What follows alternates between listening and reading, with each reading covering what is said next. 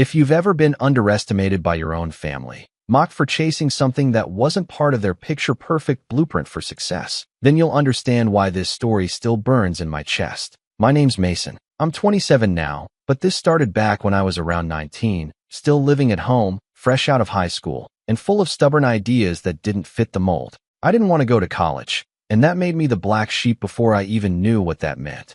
My parents, my dad especially, believed in two things: prestige and hierarchy. The more letters behind your name, the more respect you deserved. He came from a line of military men and engineers, and he liked things neat, structured, predictable. My older brother Tyler? He fit that mold so perfectly, it was like he was born with a resume stapled to his chest.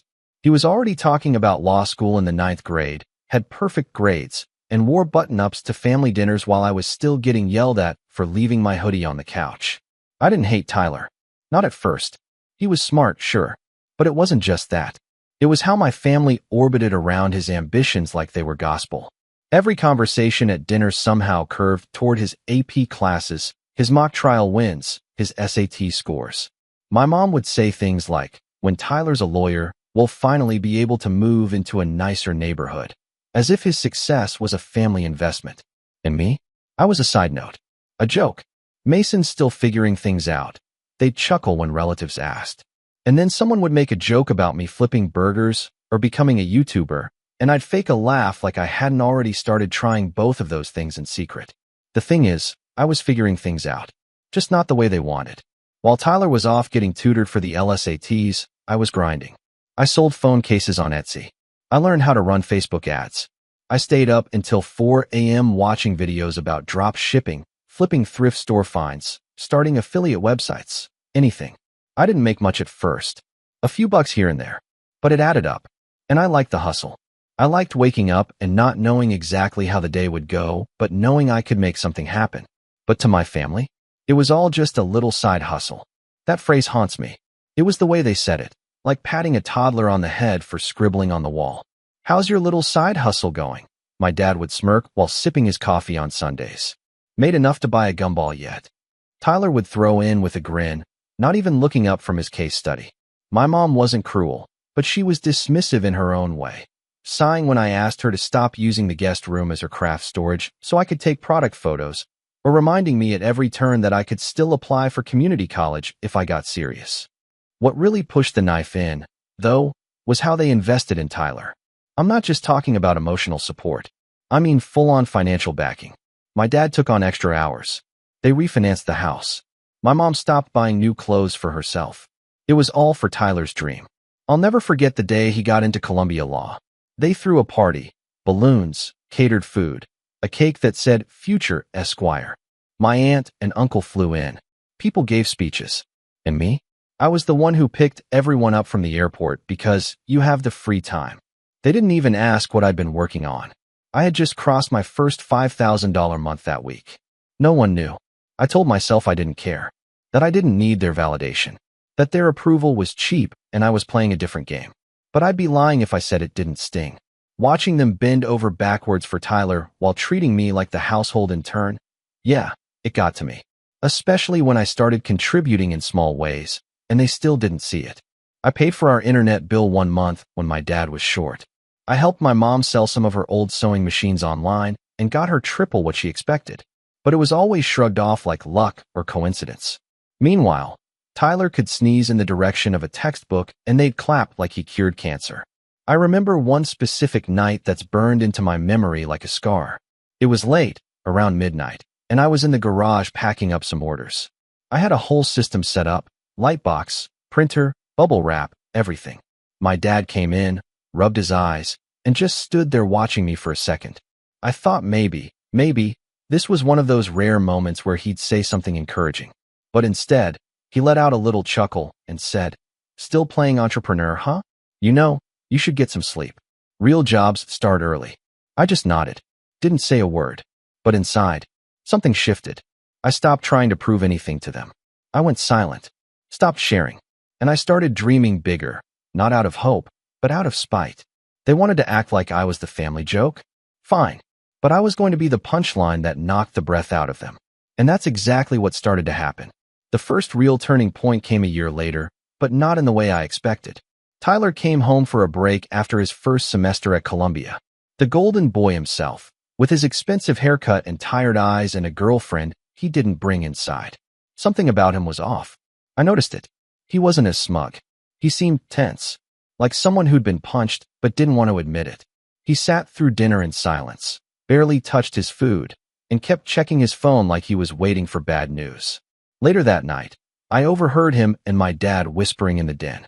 I wasn't trying to eavesdrop, but I froze when I heard one word: loans. Just keep it between us, my dad said. Your mother doesn't need to worry. We'll figure something out. We have to. You're the one chance we have. That word, chance, hit me like a truck. The one chance. What was I? A misfire? I went back to my room and stared at my monitor. I was pulling in nearly $9,000 a month by then, building out a brand, investing, hiring a VA. But to them, I didn't exist. I was a ghost in their narrative, just background noise while they poured water into a leaking cup. And that's when I decided I wasn't just going to make money. I was going to make noise. But before I could do that, something else happened. Something that shifted the dynamic more than I could have imagined. And it all started with a simple conversation over eggs and toast. You ever notice how silence can scream louder than words? That was my life for the next year and a half. After that conversation I overheard between my dad and Tyler about the loans, the desperation, the whole he's our only chance thing, I stopped hoping they'd ever see me. I went full ghost mode.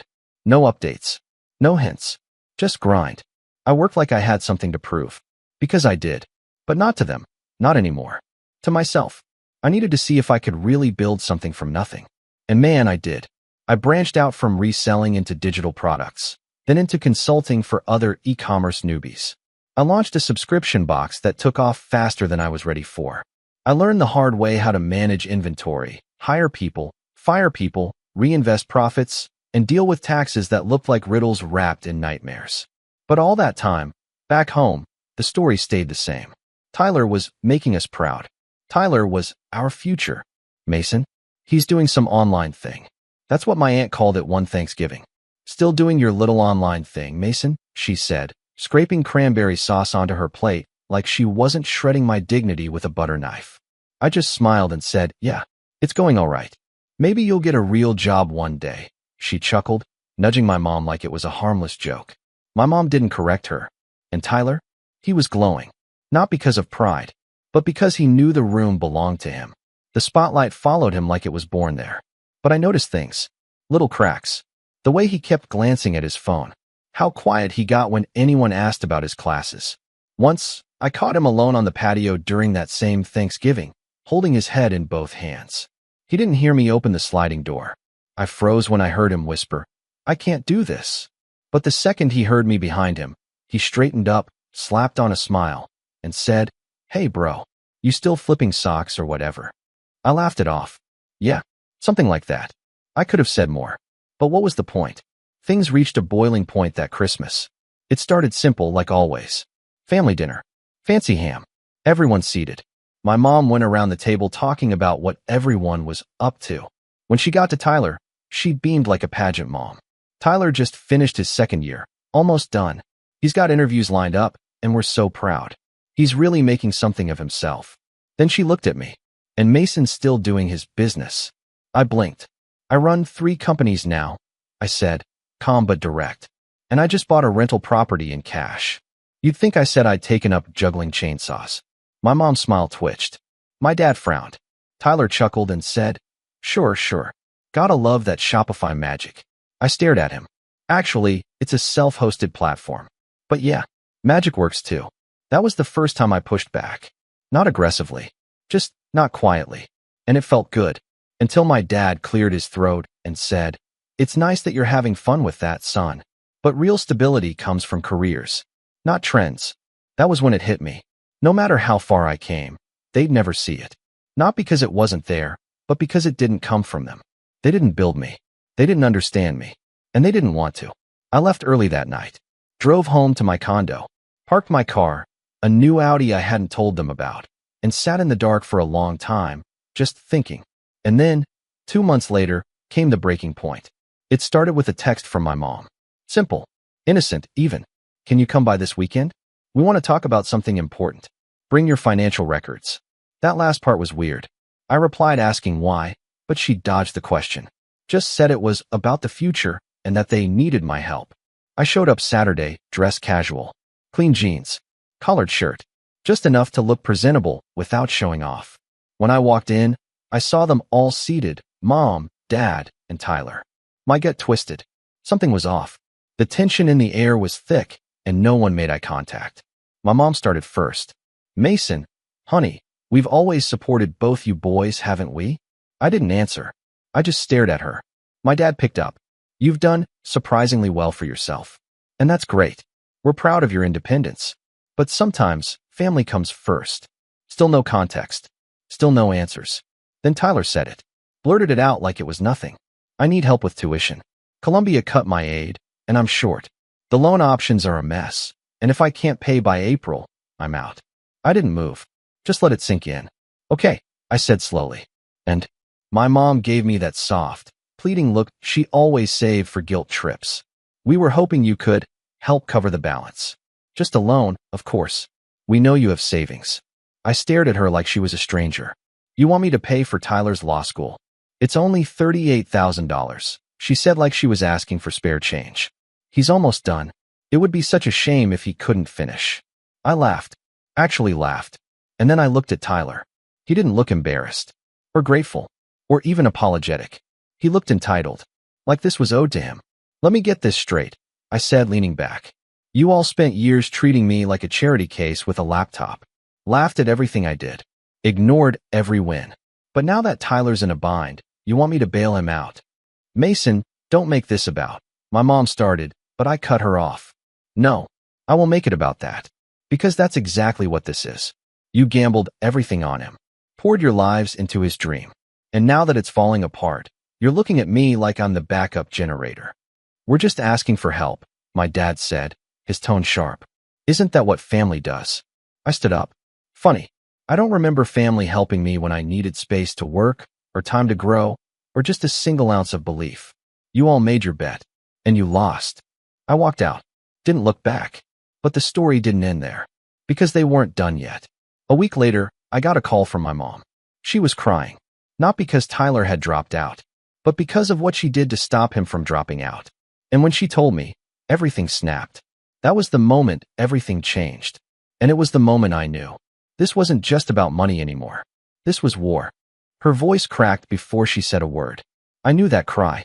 It was the one she saved for emergencies. The kind she used when Grandpa died, or when Tyler broke his arm falling off the monkey bars in 3rd grade. But this time, it didn't land the same. I held the phone in silence, waiting for the performance to end and the truth to begin. Mason, she sniffled. Please. I didn't know what else to do. I didn't say anything. I took out a line of credit, she continued. In your name. Silence. I was going to tell you. She rushed, her words tumbling over each other. I just thought. It's just temporary. We needed something fast and Tyler had a deadline and I figured you'd understand, because you're doing well, and I hung up. I didn't slam the phone. Didn't yell. Didn't curse. Just ended the call. Then I stood there in my kitchen, the early morning light streaming in through the window, touching everything around me like nothing had changed. But everything had. My mom. The woman who packed my school lunches and kissed my forehead even when she was mad. She'd stolen from me. Because that's what it was. Not a favor. Not a mistake. Theft. I pulled up my credit report, heart thudding, hands cold. There it was. A $40,000 line of credit, newly opened. Under my name. Maxed. Used to make a lump payment to Columbia University. I stared at the screen for what felt like hours. My throat was dry. My vision blurred. And for the first time in years, I felt small again. Like I was 16, sitting in Tyler's shadow at the dinner table while he recited debate club victories, and my dad asked me to please chew with my mouth closed. I'd worked years to build something out of nothing. All that effort, all that late-night grinding, the constant self-doubt, the uphill climb, and they still saw me as a tool. Not a person, not a son, just a solution to their golden child's crisis.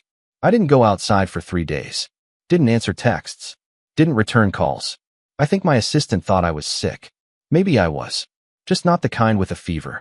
My brain looped between rage and hurt, and this weird hollow feeling I couldn't name. like I'd been gutted and someone forgot to fill the space back in. The betrayal wasn't just the money. It was the truth behind it. That even now, even after all I'd done, they still didn't see me as worthy. Just useful.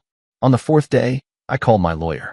Hypothetically, I said, if someone took out a loan in your name without permission, he didn't even let me finish. That's fraud. I filed the report the next day. It wasn't easy. They called. A lot. My mom, begging. Tyler, furious. My dad, cold and venomous. How could you do this to your own family? He snapped over the phone. I just laughed. Funny. I was about to ask you the same thing. It was messy. There were tears. There were threats. But I didn't budge. Eventually, the investigation cleared me. The bank reversed the charges, and the debt was transferred back under her name. But the damage? That stayed. They stopped speaking to me after that. Tyler blocked me on everything. My dad told relatives I'd turned my back on the family. My mom left voicemails that went from teary apologies to passive-aggressive rants in the span of hours. I didn't answer any of them. I moved cities 2 months later. It was supposed to be a fresh start, but the truth is, I was a mess. I couldn't focus. My businesses started slipping. I'd sit at my laptop and stare at the screen like it owed me an apology. Orders backed up. Emails went unanswered. I let a partnership fall through the cracks. One night, I realized I hadn't spoken out loud in 2 days. That was the bottom. Not the betrayal. Not the money. Not the isolation. The nothingness. I had worked so hard to build something to prove my worth, and when the people I wanted to see it the most spat in my face, I crumbled. I didn't recognize myself. Until one day, I walked past a bookstore. A little independent shop tucked between a bagel place and a yoga studio. There was a sign in the window, Saturday Night Speaker Series, local entrepreneurs, from side hustles to success. I stopped walking, just stared at it. I don't know why it hit me so hard, but something in me cracked open. A small voice I hadn't heard in months whispered, "You're still building." I went inside. The guy behind the register was older, maybe mid-50s. Glasses. Polite smile. I asked about the event. He said it was casual, 5-minute talks, open mic style. Anyone could speak. That Saturday, I went back. I didn't plan to talk, just listen. But after the third speaker, something pulled me to the mic. My hands were shaking. My heart was trying to punch its way out of my chest. But I told my story. Not the whole thing. Just a piece. I talked about growing a business when no one believed in me. About feeling invisible. About losing yourself when your self-worth is built on someone else's validation. People clapped. Not because it was some motivational TED Talk, but because it was real. Afterward, 2 people came up to me. One was starting a baking business. The other was thinking of launching a clothing line. They asked questions. They wanted tips. For the first time in months, I felt seen. That night, I went home and built a new site. It wasn't for selling products. It was for telling stories. Mine. Others. Stories about building when no one believes in you. Stories about hitting the wall and going through it anyway. I started a podcast. Started mentoring again. Started waking up excited. Not because I wanted to prove anything, but because I wanted it. That was the rise. Quiet. Slow. Not flashy, but steady. I rebuilt my income streams. Diversified. Made smarter investments. I started buying property under an LLC, cash only. I stopped trying to impress. Stopped explaining. Started living. And the best part? They still had no idea. No clue that I was now pulling in more per month than my dad made in a year. No clue that I owned 3 properties, 2 of which they'd driven past without realizing. No clue that I was lining up a surprise they'd never see coming. Then, one day, I got an invitation. Tyler's law school graduation dinner. It was formal. Fancy steakhouse. Custom invites. Name cards. I stared at it for a long time. I almost tossed it. Almost. But something in me said, go. Not for them. For me. Because this time, I wasn't the forgotten son showing up to clap for the family's golden boy. This time, I was walking in with something they never expected. And what I brought to the table that night, it changed everything. I didn't RSVP right away. In fact, I let the invitation sit on my desk for a full week. Gold foiled edges, raised black lettering, Tyler's name printed in bold. The steakhouse they chose was upscale, the kind of place with valet parking and waiters who pretend you didn't just choke on a $60 filet. Family only. The card read. Like an inside joke, I was finally being let in on. Except I knew better. This wasn't about inclusion. It was a victory lap. A spectacle. A reminder that Tyler had crossed the finish line in the race they all thought I quit. But I hadn't quit. I'd just run a different marathon entirely, and now I was about to lap them. For days, I debated whether to go. Then I made a call. Not to my parents. Not to Tyler. But to my real estate attorney. I want to expedite the deed transfer, I told her. I want it in my hands before the 17th. She asked if it was urgent. Extremely. I'd bought a house 2 months prior. A 3-bedroom, 2-bath stunner in a newly gentrifying neighborhood just outside the city. Not for renting. Not for flipping. I bought it for one reason. To drop the paperwork on that dinner table like a tactical nuke. But I wasn't just there to flex. No, this had to be precise. Surgical. The kind of revenge that doesn't yell or gloat, but whispers just loud enough to echo forever. I didn't tell a soul what I was planning, but I did prepare. First, I got a new suit. Tailored. Not flashy, but sharp enough to make my dad pause before commenting on my appearance. I updated my haircut. Shorter, cleaner, something that said CEO, without trying too hard. I even traded in my watch for a sleeker, minimalist model. Let them look closely. Let them wonder how a side hustle kid was outdressing the new attorney in the family. Then I printed the deed. Single sheet. Heavy paper. My name, front and center. Paid. In. Full. But that was just the prop. The real show was in the silence I'd been perfecting for 3 years. Silence that said, I don't need you to know what I've done, but I want you to find out. Still, the setup needed more than just me showing up with a smug grin and a folder. It needed the right timing, the right audience, and most importantly, the perfect line. So I practiced. In front of the mirror. In the car. Even once in the elevator of my building while a woman with a Pomeranian looked mildly alarmed. I wanted it to land with weight. Not cruelty, but finality.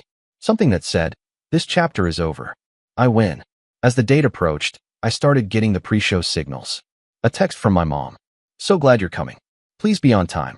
And maybe don't bring up business stuff. I smirked. Business stuff. As if my entire life was a novelty act at a dinner table they'd reserved for applause-worthy professions only. Tyler texted too. Short. Cold. Hope you don't make this weird.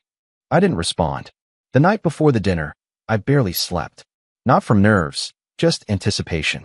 The kind that prickles in your fingertips when you're standing on the edge of something big. By the time I pulled into the steakhouse's circular driveway, I was ready. The valet took my keys with a polite nod. I stepped into the lobby, holding nothing but a small black folder. My heart was calm. Steady. It didn't feel like walking into an ambush. It felt like walking into court. And I'd brought evidence. The hostess led me to the private dining room in the back, where the walls were lined with wine bottles, and the lighting was soft enough to hide side eyes. There they were, my parents, dressed to the nines. My aunt and uncle. My cousin Rachel. And at the head of the table, grinning like he'd just been knighted, sat Tyler. He stood when he saw me, arms out. Look who actually showed up. I shook his hand. Wouldn't miss it. His grip lingered, like he was trying to read me. I let him. Let them all wonder what I'd come to say, or not say. Dinner started with small talk. The usual. Tyler's internships. Bar exam plans. My dad threw in a comment about legacy and how proud they were. My mom dabbed her eyes twice. Once after telling the waitress her son was about to be a lawyer, and once after recounting how hard he worked to get there. I smiled through all of it. Answered politely when asked how my little businesses were going. Said things like, busy year, and lot of growth, and keeping my hands full, without elaborating. Let them fill in the blanks. Let them guess. Then came dessert, and the moment I'd been waiting for. My mom raised her glass and clinked her spoon gently. Before we dive into cake, I just want to say how grateful I am to have a son like Tyler. He's exceeded every expectation. He's made us all so proud. And tonight is about him. Everyone clapped. Even I did. Then I reached for my folder. Slid it across the table, deliberately, casually, until it landed right in front of Tyler. He blinked. What's this? A gift, I said. From me. My mom leaned in, eyes already misting. Mason. But she trailed off when Tyler opened the folder. He stared. His mouth opened slightly. Closed. What is this? He said, voice lower. It's a deed, I said, voice calm. To a house. Bought it last month. Paid in full. The room went quiet. You could hear the clink of someone's fork hitting their plate. I leaned back in my chair. No mortgage. No partners. Just me. Tyler didn't move. My mom's smile froze mid-expression. My dad's jaw twitched. Then he whispered something I'll never forget. You weren't supposed to beat him. There it was. The truth. Not wrapped in excuses. Not softened by family code. Just raw. I looked at him. Not angry. Not smug. Just done. I wasn't racing, I said. But maybe you were. Nobody spoke. My aunt sipped her wine. My cousin looked away. Tyler sat frozen, his hands still on the folder like it might vanish if he let go. I stood up. Congratulations, Tyler, I said. Truly. It's not easy. I hope the job offers come pouring in. He didn't answer. I turned to my parents. Thanks for dinner. Then I walked out. Didn't slam the door. Didn't smirk. Just left. But as I stepped into the cool night air, a strange sense of peace settled over me. Not because I'd won, but because I didn't need to anymore. Still, the fallout? That came later. And it came hard. I wish I could tell you that after that dinner, everything went quiet. That Tyler sent a thank you text. That my mom called the next day, crying and apologizing. That my dad finally said he was proud of me. But that's not how people like them work. They don't absorb humility. They absorb it like water on a greasy plate, briefly, and then it beads up and rolls right off. I woke up the next morning to a text from my mom. It wasn't long. That was cruel, Mason. You made a happy night about you. That's all it said. No mention of the house. No acknowledgement of what I'd built. Just a reminder that no matter what I did, I'd always be cast as the one who ruined their narrative. But that's when I realized something. They didn't hate what I did. They hated that they couldn't control it. They hated that I slipped through their fingers and came out the other side not bitter, but better. And once I realized that, something in me settled. But I wasn't done yet. Because while they tried to box me out of their legacy, they never realized I was quietly building my own. The revenge? It wasn't the deed. It wasn't the walkout. It was what came next. A few weeks after that dinner, Tyler updated his LinkedIn. He'd accepted a job at a high-end corporate law firm downtown. The caption was pure Tyler, humbled and honored to begin the next chapter of my legal career. Couldn't have done it without my amazing support system. Support system. I laughed when I saw it. I knew what he wasn't saying. The firm was competitive, but it wasn't the dream firm. Not even close. Word had already trickled down from some mutual connections in the startup space. He'd tanked his first round of interviews at 2 top firms, and one had passed him over because of lackluster interpersonal skills. Ouch. But I kept watching. Because I wasn't done. Remember the podcast I'd started? The one I thought would just be a small outlet? Well, it wasn't small anymore. A few of my episodes about self-made entrepreneurship and being underestimated had started gaining traction. A clip even went mildly viral on TikTok, landing me a flood of new subscribers and a guest spot on a bigger show. I told my story. Didn't name names. Didn't throw my family under the bus. But I told the truth. About being ignored. Dismissed. Written off. And about coming back stronger. It resonated. Comments poured in. DMs from people who'd been through the same thing. Some even recognized bits and pieces, enough to connect the dots. Including someone I hadn't heard from in a long time. Rachel, my cousin. She messaged me a week later. I watched your interview. Just wanted to say, I always knew you were more than they gave you credit for. We started talking more. She told me about the whispers going around the family. About how, suddenly, everyone was very curious what I did for a living. How my aunt had found my business Instagram and accidentally liked 3 posts in a row. How my dad tried to brush off the house thing as Mason investing early with a little help, until someone pointed out the deed listed no co-signers. But the real play? That came months later. By then, I'd expanded again, launched a startup incubator focused on underdog entrepreneurs. People without connections, trust funds, or LinkedIn family trees full of Ivy Leaguers. I gave them resources, capital, a community. I called it Second Sons. Yes, I did that on purpose. We went live with our first major campaign 6 months after Tyler's graduation. One of our early partners? A boutique law firm that handled all our IP contracts. They were sharp, efficient, honest, and small enough that they were looking to hire a new associate. I didn't do it to be petty. I swear I didn't. But when I saw the applicant list and noticed a familiar name halfway down, Tyler Bennett, I didn't delete it. I just forwarded it to the hiring manager with a note. I've worked with his family before. Proceed as you see fit. That's it. No lies. No sabotage. Just the truth and the space for it to catch up with him. He didn't get the job. I never followed up to ask why. Didn't need to. But what happened after that? That was the real fallout. My parents showed up unannounced one day. I was sitting in my office, finalizing a deal to acquire a small e-commerce brand, when the receptionist buzzed me. Mason, there's a couple here asking for you. Says it's your mom and dad. I nearly laughed, but I told her to send them up. They walked in looking smaller than I remembered. My dad's shoulders hunched in a way I'd never seen. My mom held her purse like it was armor. They didn't sit. My dad cleared his throat. We wanted to talk. I waited. My mom spoke next. About Tyler. I stayed silent. He's struggling, she said. He's not adjusting to the pressure. The jobs haven't worked out. He's different now. Not himself. And I said. My dad's jaw clenched. He hated asking for anything. Always had. We thought, he said slowly, maybe you could talk to him. Help him. You've got connections. There it was. The full circle. The same people who once mocked my hustle now wanted me to reach down and pull their golden boy up. But I wasn't angry. Not anymore. I stood, walked around the desk, and looked my father in the eyes. I tried helping him once, I said. You all made it very clear he didn't need me. We were wrong, my mom whispered. We know that now. I studied her face. Saw the cracks. The regret. Maybe even shame. And maybe I should have offered a lifeline. Maybe I should have said, of course. I'll call someone. But I didn't. Because Tyler had never once apologized. Never once admitted the loan. Never once asked me directly. Not even after they got caught forging my name. So I said something else. Something final. I spent years trying to earn a seat at a table you all built around him. But I built my own now. He's welcome to apply for a seat, just like everyone else. My mom's eyes welled up. My dad's face darkened. But they didn't argue. They just nodded, turned, and left.